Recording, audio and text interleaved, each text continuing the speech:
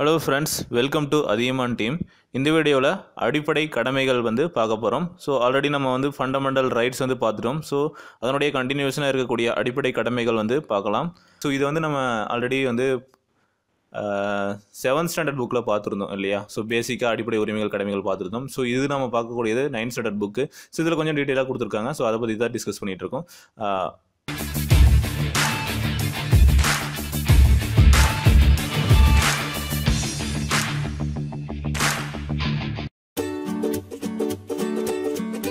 அடிப்படை கடமைகள் அப்படிங்கிறது 1976ஆம் ஆண்டு கொண்டு வரப்பட்ட 42வது அரசியலமைப்பு சட்ட திருத்தத்தின்படி இந்திய அரசியல் சட்டம் பகுதி 4A பிரிவு 51Aயில் குடிமக்களின் கடமைகளை வலியுறுத்துகிறது. ஸோ இது எங்கே இருக்குது அப்படின்னு பார்த்தீங்கன்னா, அடிப்படை கடமைகள் அப்படின்னு இருக்கணும்னு எப்போ கொண்டு வந்தாங்க அப்படின்னு பார்த்தீங்கன்னா, கான்ஸ்டியூஷனில் 1976ஆம் ஆண்டு 42வது அரசியலமைப்பு சட்டம் திருத்தம் கான்ஸ்டியூஷனல் அமெண்ட்மெண்ட்டில் இந்த அடிப்படை கடமைகளை கொண்டு வந்திருக்காங்க. ஸோ இது எந்த பிரிவில் இருக்குது அப்படின்னு பார்த்தீங்கன்னா, பார்ட் 4ல் எக்ஸ்ட்ராவாக இதை ஆட் பண்ணியிருக்காங்க. பார்ட் 4A சரிங்களா? பகுதி 4Aவில் பிரிவு அப்படின்னு பார்த்தீங்கன்னா 51A. 51Aவில் இந்த அடிப்படை கடமைகள் பற்றி கொடுத்துருக்காங்க. ஸோ அடிப்படை கடமைகள் என்னென்ன இருக்குது? ஸோ இதுதான் கொஸ்டின் கேட்கக்கூடியது. என்னென்னா, அடிப்படை கடமைகள் எந்த அரசியலமைப்பு சட்டத்தை திருத்தத்தின்படி கொண்டு வரப்பட்டது அப்படின்னு கேட்டாங்கன்னா, 42வது அரசியலமைப்பு சட்ட திருத்தம். இந்த அரசியலமைப்பு சட்ட திருத்த வருஷம் கேட்டாங்கன்னா 1976. ஸோ இதுதான் முக்கியமான கொஸ்டின்ஸ். இது டைரெக்டாக கேட்கக்கூடிய கொஸ்டின். எந்த பிரிவில் இருக்குது அப்படின்னு கேட்டாங்கன்னா 4A சரிங்களா?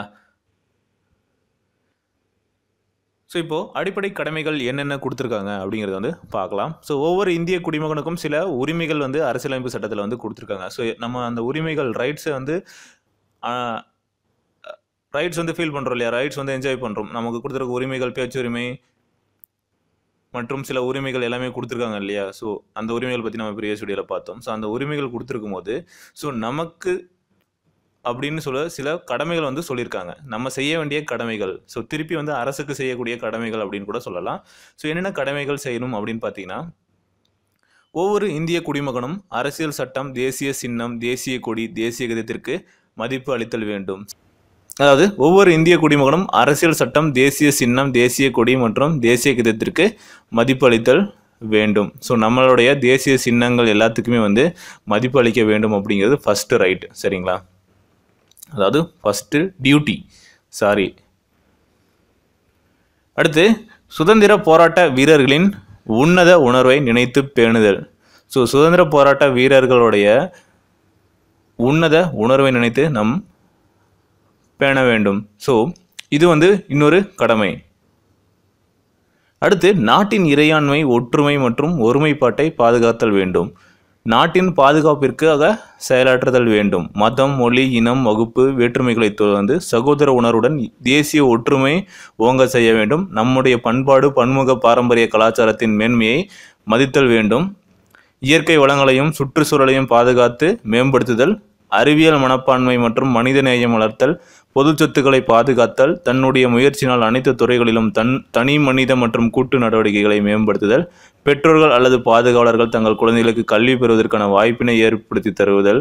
ஸோ இந்த 11 தான் அடிப்படை கடமைகள் அப்படின்னு சொல்லிட்டு ஃபண்டமெண்டல் டியூட்டிஸில் கொடுத்துருக்காங்க. பார்ட் 4Aவில் கொடுத்துருக்காங்க சரிங்களா? ஸோ இது என்ன அப்படிங்கிறது ஆல்ரெடி நம்ம டிஸ்கஸ் பண்ணியிருந்தோம். ஸோ அதே தான் இங்கேயும் கொடுத்துருக்காங்க.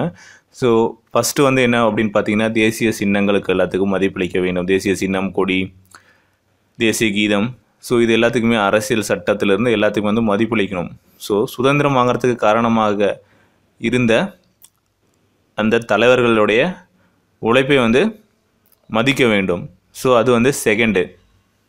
அடுத்து என்ன கொடுத்துருக்காங்க அப்படின்னு பார்த்தீங்கன்னா, நாட்டின் இறையாண்மை. ஸோ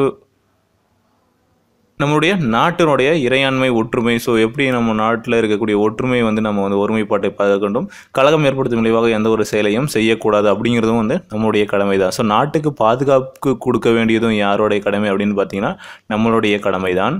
ஸோ நம்ம ஏதாவது ஒரு பிரச்சனை அப்படின்னாலையும் நம்ம தான் பாதுகாப்பிற்காக வர வேண்டும்.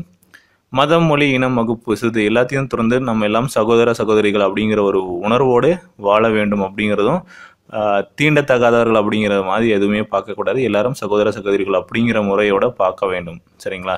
ஸோ நம்முடைய கலாச்சாரம், பன்முகத்தன்மை இது எல்லாத்தையும் திருப்பி மேன்மையடைய செய்ய வேண்டும். ஸோ நம்ம இப்போ ரீசெண்ட் டைமில் பார்த்தீங்கன்னா நம்மளுடைய பண்பாடு கலாச்சாரம் அப்படிங்கிறதுல வந்து நிறைய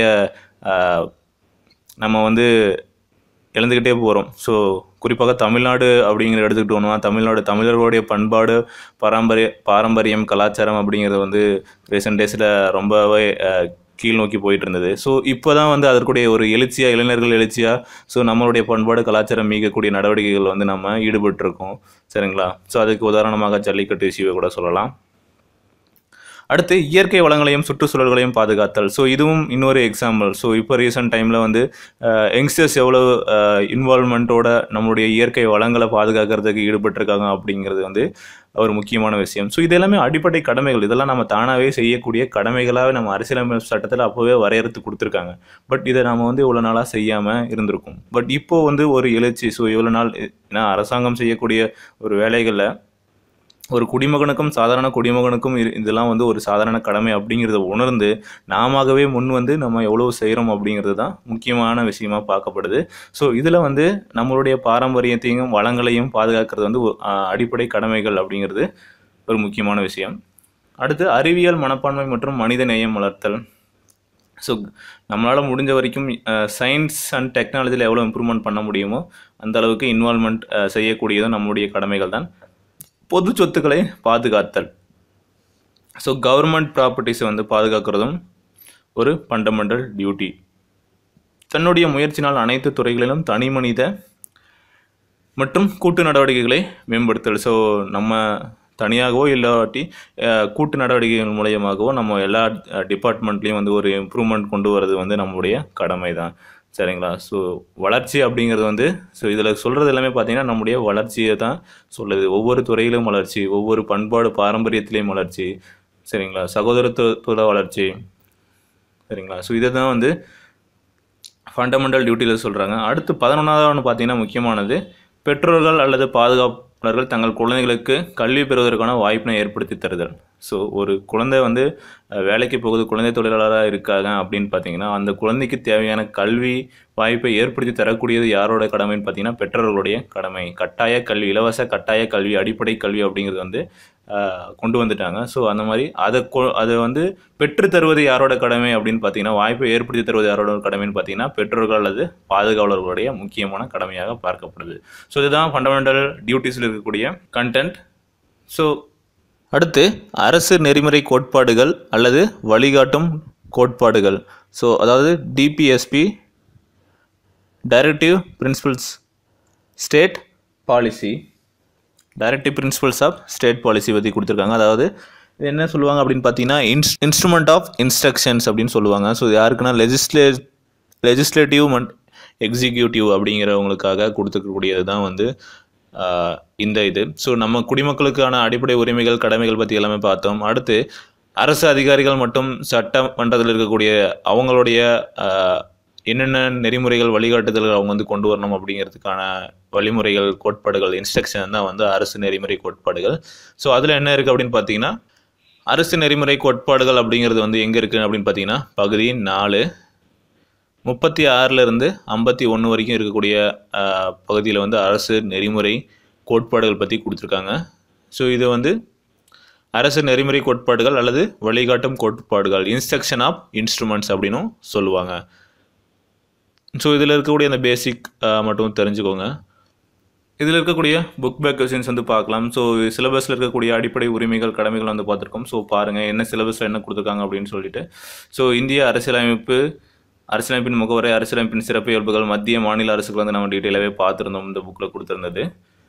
அடுத்தது குடியுரிமை, ஸோ அடிப்படை உரிமைகள் கடமைகள் வந்து இப்போ பார்த்துருக்கோம். ஸோ அடுத்து மத்திய சட்டமன்றம், பாராளுமன்றம், மாநில சட்டமன்றம், ஸோ அடுத்து உள்ளாட்சி அரசு, பஞ்சாயத்து ராஜ் வந்து இதெல்லாம் பார்க்கணும். அடுத்து இந்திய நீதித்துறையை பற்றி நம்ம பார்த்துருந்தோம் இல்லையா?